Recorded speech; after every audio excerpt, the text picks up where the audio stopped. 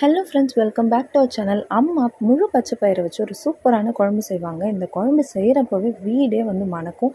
அந்த அளவுக்கு ஒரு சூப்பர் டேஸ்டியான குழம்பு தாங்க. இது சாதத்துக்கு மட்டும் இல்லை, இட்லி, தோசை, சப்பாத்தி எல்லாத்துக்குமே இந்த குழம்பு சூப்பர் காம்போவாக இருக்குங்க. இந்த குழம்பை எப்படி செய்யலான்றது தான் இந்த வீடியோவில் நம்ம பார்க்க போகிறோம். இந்த குழம்பு செய்யறதுக்கு கொஞ்சம் ப்ராசஸ் அதிகமாக இருக்க மாதிரி தெரியும். ஆனால் இவ்வளோ ப்ராசஸ் செஞ்சதுக்குமே அதை சாப்பிட்றப்ப கிடைக்கிற டேஸ்ட் இருக்குது பாருங்கள், அந்த அளவுக்கு அருமையாக இருக்கும். இதை வச்சு நம்ம ஒரு ஸ்நாக்ஸுமே செய்யலாம். நான் சொல்கிறத வச்சு உங்களுக்கு தெரிஞ்சிருக்கும் நம்மளுடைய குழம்போட ஹீரோ யாருன்னு. முழு பச்சை பயிர் தாங்க. உங்கள் குழந்தைங்களுக்கு நீங்கள் முழு பச்சை பயிரை கொடுத்தா அவங்க சாப்பிட மாட்டாங்கன்னா இந்த மாதிரி செஞ்சு கொடுங்க, கண்டிப்பாக சாப்பிட்ருவாங்க. முழு பச்சை பயிர் உங்களுடைய ஸ்கின்னுக்கு, உங்களுடைய ஹேருக்கு எல்லாத்துக்குமே ரொம்ப ரொம்ப நல்லதுங்க. அதனால் கண்டிப்பாக வீக்லி ஒன்ஸ் அவங்களுக்கு முழு பச்சை பயிரை கொடுங்க. இப்போ நம்ம ரெசிபி எப்படி செய்யறதுன்றதை பார்த்துடலாம். ஃபர்ஸ்ட் நீங்கள் உங்கள் வீட்டுக்கு தகுந்த அளவுக்கு முழு பச்சை பயிர் எடுத்துக்கோங்க. 2-3 தண்ணியில் அந்த பச்சை பருப்பை நல்லா வாஷ் பண்ணிக்கோங்க. ஏன்னா கல் இருக்கிறதுக்கான சான்சஸ் அதிகமாக இருக்கிறதுனால நல்லா வாஷ் பண்ணிவிட்டு ஒரு 4 மணி நேரம் ஊற வச்சுருங்க. ஊற வச்ச பச்சை பயிரை நல்லா வடிகட்டிட்டு கொஞ்சம் கூட தண்ணி இல்லாமல் நம்ம அரைச்சி எடுத்துக்க போகிறோம். கண்டிப்பாக இதில் தண்ணி சேர்த்து நீங்கள் அரைக்கவே கூடாது. இப்போ நம்ம அந்த பச்சை பருப்பை நல்லா அரைச்சி எடுத்துகிட்டு வந்துடலாம். ரொம்ப குறன்னு அரைக்கக்கூடாது, ரொம்ப மைய பேஸ்ட்டாகவும் அரைச்சிடாதீங்க. ரெண்டுத்துக்கும் மத்தியில் நீங்கள் இதை அரைச்சி எடுத்துகிட்டு வச்சுக்கோங்க. அடுத்ததாக இதில் நம்ம சேர்க்க போகிற பொருட்கள் என்னன்றது சொல்கிறேன். நம்ம பச்சை பருப்பை அரைச்சி எடுத்துகிட்டு வந்ததுக்கப்புறம் இதில் இதுக்கு தேவையான, அதாவது இந்த பச்சை பருப்புக்கு மட்டும் தேவையான உப்பு சேர்த்துக்கோங்க. நம்ம குழம்புக்கு தனியாக உப்பு சேர்த்துக்கலாம். ஸோ இதுக்கு தேவையான உப்பு சேர்த்துக்கோங்க. கூடவே நம்ம பொடி பொடியாக நறுக்கி வச்சுருக்க வெங்காயத்தையும் கருவேப்பிலையும் சேர்த்துக்க போகிறோம். இப்போ நான் ஸ்நாக்ஸ் சொன்னேன் இல்லைங்களா, அதை எப்படி செய்யறதுன்றதை இப்போ சொல்கிறேன். இந்த மாதிரி பச்சை பருப்பை அரைச்சதுக்கப்புறமா ஒரு ஸ்நாக்ஸ் செய்கிறதுக்காக கொஞ்சமாக அரைச்ச பேஸ்ட்டை எடுத்துக்கோங்க. அதில் தேவைக்கு தகுந்த அளவுக்கு உப்பு சேர்த்துக்கோங்க. கொஞ்சமாக சோம்பு சேர்த்துக்கோங்க. நறுக்குன வெங்காயம், கருவேப்பிலையை சேர்த்துக்க போகிறோம். உங்கள் குழந்தைங்க பச்சை மிளகாய் பார்த்து சாப்பிடுவாங்கன்னா நீங்கள் பச்சை மிளகாய் சேர்த்துக்கலாம். இல்லைன்னா காரத்துக்காக தனி மிளகாய் தூள் சேர்த்துக்கோங்க. சேர்த்துட்டு நல்லா பிசைஞ்சு பக்கோடாக்கெல்லாம் போட்டு நீங்கள் கொடுத்தீங்கன்னா ஒரு ஈவினிங் ஸ்நாக்ஸ் ரெடி ஆகிடும். ஸோ கண்டிப்பாக அந்த வருஷனில் நீங்கள் ஈவினிங் ஸ்நாக்ஸ் செஞ்சு கொடுத்துருங்க. இப்போ நம்ம இதை குழம்புல சேர்க்க போகிறதுனால நான் சோம்போ இல்லை எந்த ஒரு மசாலாஸுமே இதில் ஆட் பண்ண போகிறதில்ல. வெறும் உப்பு, பொடியாக நறுக்கின வெங்காயம், கருவேப்பிலை இது மட்டும்தான் சேர்த்துக்க போகிறோம்.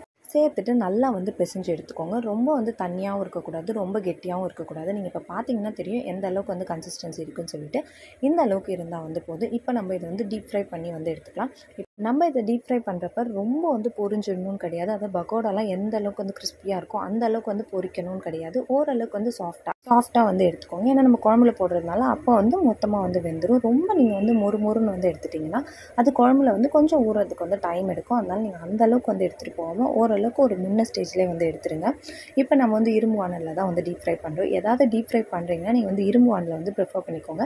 ஏன்னா இரும்பு வானலில் பொறுத்த வரைக்கும் சூடு நல்லா தாங்குன்றதுனால சீக்கிரமாக உங்களோட வேலைகள் முடிஞ்சிடும். சிலிண்டருமே சேவ் ஆகும். இப்போ நம்ம கிரேவிக்கு வறுத்து அரைக்க போகிற பொருட்கள் எல்லாமே என்னன்றதை பார்த்துடலாம். 2 ஸ்பூன் தனியாக எடுத்துக்கோங்க. 1 ஸ்பூன் மிளகு, 1 ஸ்பூன் சோம்பு, 1 ஸ்பூன் கசகசா, 10 முந்திரி, 10 பல் பூண்டு, கொஞ்சமாக இஞ்சி, 2 பட்டை, 1 கிராம்பு இது எல்லாமே சேர்த்துக்கோங்க. 2 வரமிளகாய். நீங்கள் இந்த ஸ்டேஜில் வரமிளகாய்க்கு பதிலாக காஷ்மீரி சில்லி இருந்தால் கூட எடுத்துக்கலாம். குழம்பு நல்லா கலராக வரும். நம்ம மிளகாய் தூளுமே சேர்க்க போகிறதுனால வரமிளகாய் இல்லைன்னா காஷ்மீரி சில்லி இது ரெண்டுத்தில் எது இருந்தாலும் நீங்கள் ஆட் பண்ணிக்கலாம். கூடவே கொஞ்சமாக நம்ம தேங்காய் எடுத்துருக்கோம். நிறையா சேர்க்கணும்னு கிடையாது. நிறைய சேர்த்திங்கன்னா குருமா மாதிரி ஆகிடும். ஸோ கொஞ்சமாக திக்னஸ்க்காக நம்ம தேங்காய் சேர்த்துக்க போகிறோம். இப்போ நான் சொன்ன எல்லா மசாலாஸையும் தனித்தனியாக நீங்கள் ட்ரை ரோஸ்ட் பண்ணிக்கோங்க. எல்லாத்தையும் போட்டு ஒன்றா உங்களுக்கு வறுக்க தெரியும்னாலும் நீங்கள் வறுத்துக்கலாம். எந்த பிரச்சனையுமே கிடையாது. மீடியம் ஃப்ளேமில் வறுத்து எடுத்துக்கோங்க. நீங்கள் ஹை ஃப்ளேம் வச்சிங்கன்னா சீக்கிரமாக கலர் சேஞ்ச் ஆகிடும், வாசனையும் வந்துடும். ஆனால் உள்ளே வெந்திருக்காது. உங்களோட குழம்பு அந்த அளவுக்கு டேஸ்ட்டாக இருக்காது. ஸோ அதனால் எல்லாத்தையுமே ஒரு வானலில் இந்த மாதிரி நல்லா ட்ரை ரோஸ்ட் பண்ணி எடுத்துக்கோங்க. ஃபர்ஸ்ட் நீங்கள் தனியாக தான் ட்ரை ரோஸ்ட் பண்ணணும். ஏன்னா அதுதான் கொஞ்சம் டைம் எடுத்துக்கும். மீதி எல்லாமே ஈஸியாக பொரியிற பொருட்கள். அதனால் நீங்கள் தனியாவை வறுத்துட்டு அதுக்கப்புறமா மீதி இருக்கிற சோம்பு, மிளகு இது எல்லாத்தையுமே சேர்த்துக்கோங்க. இது எல்லாத்தையுமே சேர்த்துட்டு ஜஸ்ட் ஒரு 1 மினிட் நீங்கள் சாட்டே பண்ணாலே போதும். எல்லாமே நல்லா வறுத்ததுக்கப்புறமா கடைசியாக நம்ம கொஞ்சமாக தேங்காயை சேர்த்துக்கலாம். தேங்காயுமே வறுத்ததுக்கப்புறம் குழம்புக்கு தேவையான மொத்த மிளகாய் தூளையும் இந்த ஸ்டேஜில் நம்ம ஆட் பண்ணிட போகிறோம். இப்போ நீங்கள் ஸ்டவ்வை முடிஞ்ச அளவுக்கு ஃபுல்லாக ஸ்லோ பண்ணிவிடுங்க. ஏன்னா நெடி ஏற ஆரம்பிச்சிடும் நம்ம மிளகாய் தூள் சேர்க்கறதுனால. மிளகாய் தூளையுமே சேர்த்து நல்லா ஒரு 2 நிமிஷம் வதக்கி எடுத்துகிட்டு நம்ம இந்த மசாலா ஆற வச்சுக்கலாம். நீங்கள் இப்போ யோசிக்கலாம் எதுக்காக நம்ம இப்போ இந்த ஸ்டேஜில் மிளகாய் தூள் ஆட் பண்ணோம் அப்படின்னு சொல்லிட்டு. உங்களோட குழம்பு நல்லா வந்து கலராக வரணும்னா நீங்கள் எந்த குழம்பு செஞ்சாலுமே சரி எண்ணெயில் உங்களோட மிளகாய்த்தூளை வந்து சேர்த்திங்கன்னா உங்களோட மிளகாய்த்தூள் வந்து நல்லா வந்து கலராக இருக்கும். இந்த மாதிரி வறுத்துட்டு நீங்கள் வந்து ஆட் பண்ணால் கூட உங்களுடைய மிளகாய்த்தூள் வந்து நல்லா வந்து கலர் கொடுக்கும். அந்த குழம்பே வந்து நீங்கள் தனி மிளகாய்த்தூள் ஆட் பண்ணலைன்னா கூட உங்களுடைய குழம்பு நல்ல கலர் வந்து இருக்கும். ஸோ இந்த மாதிரி மெத்தடில் ஒரு தடவை வந்து ட்ரை பண்ணி பாருங்கள். நான் இப்போ சொன்ன மாதிரி நம்மளுடைய குழம்பு மிளகாய்த்தூளையுமே வந்து ஆட் பண்ணிவிட்டு ஒரு 2 நிமிஷம் நல்லா வந்து வறுத்துக்கப்புறம் ஸ்டவ் வந்து நல்லா ஸ்லோ ஃப்ளேம் வந்து பண்ணிவிடுங்க. நெடி ஏறுனா இந்த ஸ்டேஜை வந்து நீங்கள் வந்து ஸ்கிப் பண்ணிவிட்டு நீங்கள் குழம்பு மிளகாய்த்தூளை குழம்புல வந்து சேர்த்துக்கலாம். இப்போ இது நல்லா வந்து ஆறட்டும். அதே வானலில் கொஞ்சமாக வந்து எண்ணெய் விட்டுக்கோங்க. எண்ணெய் விட்டுட்டு இந்த குழம்புக்கு தேவையான வெங்காயம், தக்காளி இது ரெண்டுத்தையுமே வந்து வதக்கி எடுத்துக்க போகிறோம். வெங்காயம் வந்து அதிகமாக சேர்த்துக்கோங்க, தக்காளியை வந்து கம்மியாக சேர்த்துக்கோங்க. ஏன்னா தக்காளி வந்து புளிப்பு டேஸ்ட் அதிகமாக இருந்தால் இந்த கிரேவி வந்து அந்த அளவுக்கு நல்லா இருக்காது. அதனால் முடிஞ்ச அளவுக்கு வந்து தக்காளியை வந்து குறைச்சிட்டு வெங்காயத்தை வந்து அதிகமாக வந்து சேர்த்து நல்லா வதக்கி எடுத்துக்கலாம். நல்லாவே வந்து வதக்கிடுங்க. ஏன்னா குழம்பு வந்து சீக்கிரமாக வந்து கொதிச்சிடும். அதனால் நீங்கள் இப்போ இதை வந்து நல்லா வந்து வதக்கி எடுத்துகிட்டு ஆற வச்சுட்டு இதையுமே வந்து அரைச்சிக்க போகிறோம். இப்போ நம்ம வறுத்து வச்சுருக்கோம் இல்லைங்களா, தனியா, மிளகு, சோம்பு இது எல்லாமே அதையுமே வந்து சேர்த்து இது கூட வந்து அரைச்சிக்க போகிறோம். உங்களோட மிக்சர் ஜார் வந்து நல்லா அரைக்கணும். ரெண்டுத்தையுமே ஒன்றா சேர்த்து வந்து அரைச்சிக்கலாம். இல்லைனா நீங்கள் ஃபர்ஸ்ட் அந்த நம்ம மசாலாஸ் வந்து வறுத்து வச்சுருக்கோம் இல்லைங்களா, அதை வந்து அரைச்சிட்டு அதுக்கப்புறமா நம்மளுடைய வெங்காயம் தக்காளியை வந்து சேருங்க. நீங்கள் வந்து வெங்காயம் தக்காளி கூடவே இதை வந்து சேர்த்துட்டு உங்களோட மிக்சர் ஜார் வந்து சரியாக அரைக்கலைன்னா ரொம்ப திப்பி திப்பியாக இருக்கும். உங்களுக்கு வந்து கிரேவி வந்து அந்தளவுக்கு டேஸ்ட் இருக்காது. உங்கள் மிக்சர் ஜார் நல்லா அரைக்கலைன்னா ஃபர்ஸ்ட் இந்த மாதிரி ட்ரை மசாலாவை அரைச்சிட்டு அதுக்கப்புறமா வெங்காயம் தக்காளி எதுவாக இருந்தாலும் நீங்கள் வந்து சேர்த்து அரைச்சிக்கோங்க. உங்கள் மிக்சர் ஜார் நல்லா அரைக்கணும். ரெண்டுத்தையுமே ஒன்றா போட்டு நீங்கள் வந்து அரைச்சிக்கலாம். நல்ல ஃபைன் பேஸ்ட்டாக வந்து அரைச்சிக்கோங்க. தண்ணி வந்து சேர்க்கவே கூடாது.